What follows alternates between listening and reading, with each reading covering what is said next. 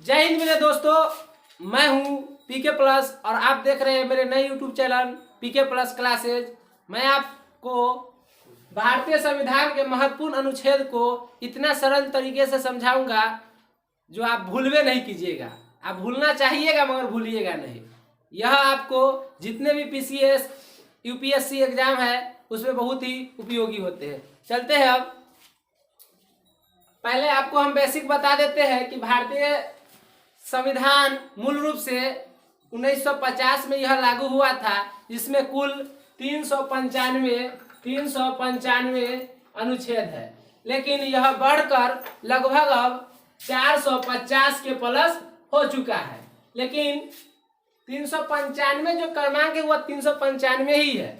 इसी में अ, ब, क, ख, ग करके जोड़ा गया है, इसलिए इसका सीरियल देखा जाए तो 395 ही है। चलते हैं हम एक एक करके पढ़ने की तरफ।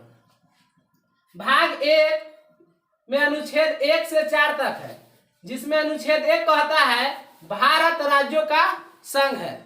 भारत राज्यों का संघ है। जब परीक्षा में पूछता है आपको यहीं से एक नंबरिया में एक क्वेश्चन बन जाता है कि भारत किसका संघ है, ऑप्शन देगा समूह का संघ है या संघ है, तो आप क्या मारिएगा? संघ।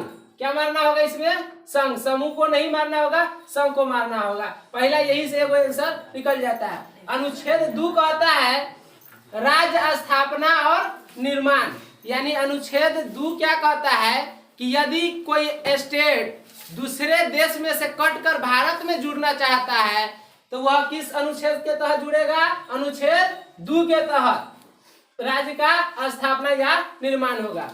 अनुच्छेद 3 क्या कहता है? वो जो नया राज्य जुड़ा है उसका नामकरण, उसका क्षेत्र निर्धारण और उसका निर्माण। और अनुच्छेद 4 जो है वो कोई खास नहीं है, यही दोनों का उसमें वर्णन किया गया है। अब हम चलते हैं भाग 2।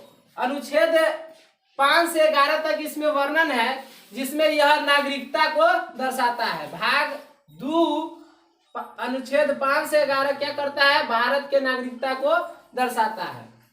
अब हम चलते हैं भाग 3 में। यह अनुच्छेद 12 से 35 तक है, जिसमें मौलिक अधिकार दिया गया है। इससे काफी क्वेश्चन पूछते हैं। जितने भी पीसीएस यूपीएससी के एग्जाम है यहाँ से काफी क्वेश्चन पूछते हैं। इसके लिए मैं एक अलग से वीडियो बना के डालूंगा। भाग 4 यह 36 से 51 है, यह नीति निर्देशक है। यह भी बहुत ही इंपॉर्टेंट है। इन दोनों का मैं एक अलग से वीडियो अपलोड करूंगा। भाग 1 संशोधन हुआ, यहाँ देखिएगा थोड़ा।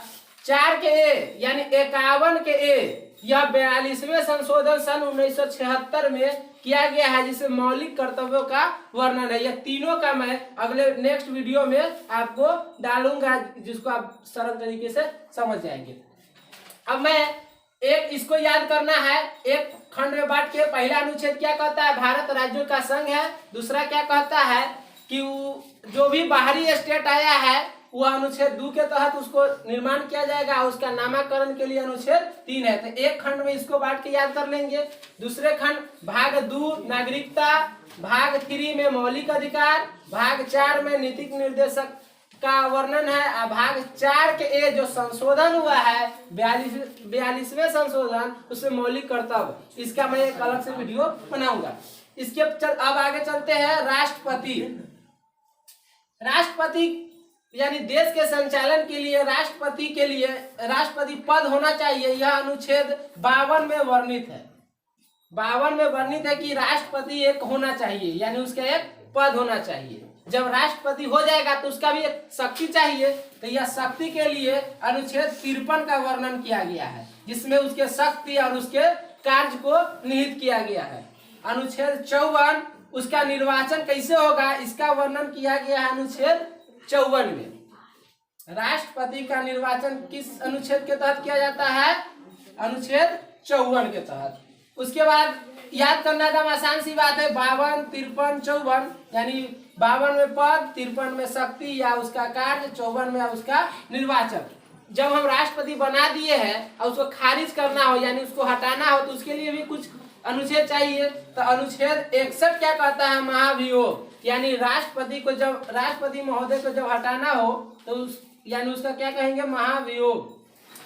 उसके बाद राष्ट्रपति की एक विशेष शक्ति होती है क्षमादान शक्ति, यानी कि किसी भी दोषी को जब उसका लगभग 50% सजा काट लिए रहता है तो वो राष्ट्रपति चाहे पैरवी हो या माने जो उचित लगे उस हिसाब से कुछ क्षमा कर सकते हैं। यह अनुच्छेद कितने में है? 72 में वर्णित है।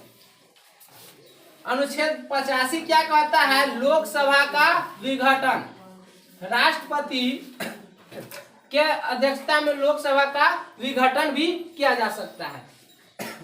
अनुच्छेद 123 क्या कहता है? अध्यादेश। राष्ट्रपति संसद के 3 सदन होते हैं। आप समझिए थोड़ा, यहाँ संसद के 3 सदन होते हैं, एक लोकसभा, एक राज्यसभा, एक राष्ट्रपति। तीनों मिलकर एक कानून बनाते हैं, एक विधि बनाते हैं।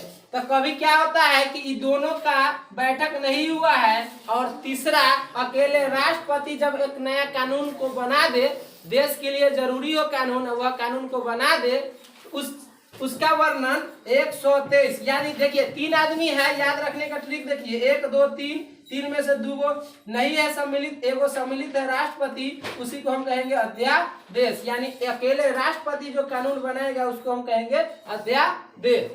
आगे हम चलते हैं उपराष्ट्रपति की तरफ। उपराष्ट्रपति का चर्चा यानी अनुच्छेद 63 में किया गया है उसके पद का, कि उपराष्ट्रपति भी होना जरूरी है। उपराष्ट्रपति होना जरूरी है। अनुच्छेद 64 क्या कहता है? वह राज्य सभापति का एक सदस्य होगा। क्या होगा? राज्य सभापति का एक सदस्य होगा। आप ये जान लीजिए कि उपराष्ट्रपति का वेतन उपराष्ट्रपति का नहीं मिलता है, उसका वेतन राज्य सभापति के सदस्य होते हैं, उसका वेतन उनको मिलते रहता है। आगे चलिए, प्रधानमंत्री, प्राइम मिनिस्टर। राष्ट्रपति संचालन के लिए, उनके सुरक्षा के लिए मंत्री परिषद का एक गठन करना जरूरी था, इसलिए अनुच्छेद 74 में मंत्री परिषद का गठन किया गया। मंत्री परिषद का गठन अनुच्छेद कितना में है? 74 में। उसके बाद अनुच्छेद 75 में मंत्री परिषद का तो गठन कर दिया गया, इसका जो मेन सदस्य होगा, इसका जो प्रमुख पावर होगा वो किसको होगा? प्रधानमंत्री को होगा। इसलिए अनुच्छेद 75 में प्रधानमंत्री का गठन करने का वर्णन किया गया है। उसके बाद हम चलेंगे संसद की तरफ। संसद में अनुच्छेद 79 में वर्णन किया गया है कि संसद होना चाहिए। भारत में क्या होना चाहिए? संसद होना चाहिए। अनुच्छेद 80 में बताया गया कि संसद के 3 सदन, यानी कि एक राज्यसभा, एक लोकसभा, एक राष्ट्रपति, जो आपको यहाँ बता दिया गया है। राज्यसभा संसद का सबसे उच्च सदन होता है, लोकसभा संसद का सबसे आखिरी यानी निचली सदन होता है। राज्यसभा का वर्णन अनुच्छेद 80 में है, लोकसभा का वर्णन अनुच्छेद 81 में है। अनुच्छेद 100 क्या कहता है कि लोकसभा के सदस्य का जब चुनाव होता है, जब उसका काउंटिंग में बराबर मत हो जाए, जब काउंटिंग में बराबर मत हो जाए तो अनुच्छेद यानी 100 के तहत उसके अध्यक्ष ही अपना निर्णायक मत दे के कोई को माने विजयी कराते हैं। यानी 100 यानी याद रखिए 50-50, यानी उसमें से अपना एक वोट यानी लोकसभा के अध्यक्ष अपना वोट एगो देंगे। अनुच्छेद 105 क्या कहता है? संसद का विशेष अधिकार है। अनुच्छेद 105 के तहत संसद का विशेष अधिकार का वर्णन किया गया है। अनुच्छेद 108 क्या कहता है? संयुक्त अधिवेशन, यानी राष्ट्रपति के अध्यक्षता में एक संयुक्त अधिवेशन बुलाया जाता है जिसमें लोकसभा राज्यसभा के सदस्य होते हैं, यानी इसका वर्णन 108 में किया गया है। 110 क्या कहता है? जानिए 110 अनुच्छेद 110 धन विधेयक लाता है। 110 धन विधेयक। 112 क्या कहता है? देखिए बजट, यानी जो भी कार्य होता है उसका 1 साल का जो ब्यौरा पेश किया जाता है उसको बजट बोलते हैं। इसकी चर्चा 112 में किया गया है। अनुच्छेद 116 क्या कहता है? देखिए लेखानुदान, यानी 1 साल में कितना आय हुआ, कितना व्यय हुआ, जो लेख मैंने राष्ट्रपति को सौंपा जाता है उसका वर्णन 116 में किया गया है, यानी लेखा अनुदान। अनुच्छेद 117 वित्त विधेयक है। तो इसको याद रखने के लिए आप आसानी से इसको 3 खंड में यहाँ से बांट के याद कर लेंगे और 3 खंड में यहाँ से इसको याद करेंगे और 3 खंड में यहाँ से इसको याद करेंगे। उसके बाद आता है सर्वोच्च न्यायालय, सुप्रीम कोर्ट। एससी यानी सुप्रीम कोर्ट, सर्वोच्च न्यायालय। अनुच्छेद 124 में वर्णन है कि एक भारत में एक सुप्रीम कोर्ट होना चाहिए, यानी सर्वोच्च न्यायालय होना चाहिए। अनुच्छेद 131 क्या कहता है कि सुप्रीम कोर्ट का भी मूल अधिकार होना चाहिए, यानी उसका एक अपना अधिकार होना चाहिए 131 में। अनुच्छेद 137 क्या कहता है, न्यायिक पुनर्वलोकन। अनुच्छेद 137 बड़ा इंपॉर्टेंट है, ध्यान दीजिएगा। ये हाल ही के पीसीएस में पूछा गया है, बार बार पीसीएस में पूछता है।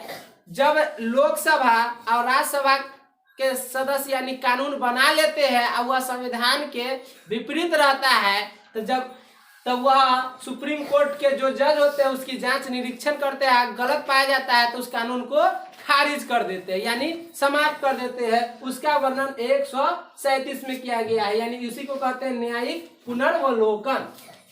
अनुच्छेद 141 इसमें विधि का नया निर्माण किया जाता है। उसके बाद आइए, तो इसको याद करने के लिए एकदम आसान सी है, 3-4 खंड में, यानी अनुच्छेद 124 सुप्रीम कोर्ट का गठन, अनुच्छेद 131 उसका आरंभिक अधिकार, अनुच्छेद 137 उसके यानी कि जो न्यायिक पुनर्वलोकन होता है उसका करना, अनुच्छेद 141 उसके विधि निर्माण।